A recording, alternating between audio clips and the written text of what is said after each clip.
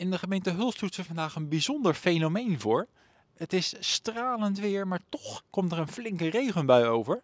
Het regent weliswaar lintjes vandaag. Wij zijn natuurlijk bij de lintjesregen in de gemeente Hulst. Wij gaan eens kijken wie er in het zonnetje wordt gezet.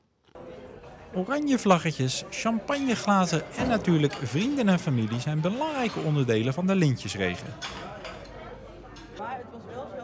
Als ook de burgemeester aanwezig is, kan het feest voor deze Trace Verdurme beginnen. Heel bijzonder en heel verwarrend, want dat had ik helemaal niet verwacht. En dan kom ik hier en dan zie ik bekenden, nog bekenden, allemaal bekenden. Nou, dat was echt zo verrassend. En toen kwam de burgemeester opeens naar u toe van u heeft een lintje. Wat voelde u toen? Ja, is dat voor mij? Is dat voor mij? En ja, toen begon ze alles op te noemen. En was ik zelf verbaasd dat het zoveel was.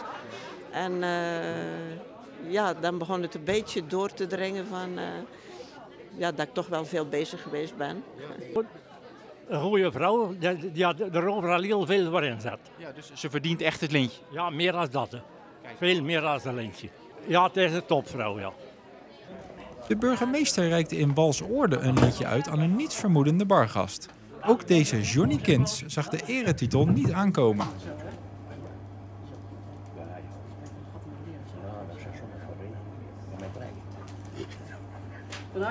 Dank u.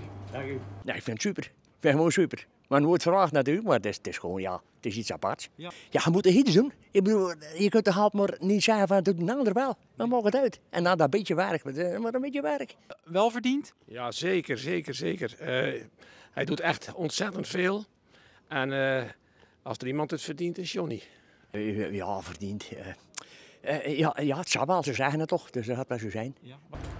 In Hulst bezocht de burgemeester Bert Zandvoort, die rustig aan het genieten was van een welverdiende lunch, toen plots vele bekenden hem feliciteerden.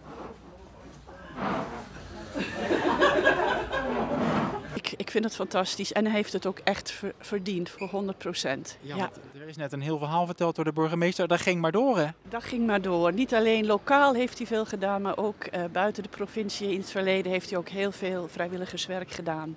En ja, ik vond het eigenlijk wel tijd dat daar aandacht aan besteed moest worden. Ja. Iedereen zat in het complot, tot mijn grote verrassing. Ja, leuk. Het bierfestival werd genoemd, hè. Dat was een van mijn actiepunten. En we leven tenslotte in Zeeuws-Vlaanderen, waar het bier ja, toch wel geliefd is, laat ik het zo maar zeggen. Dat is wel grappig, ja.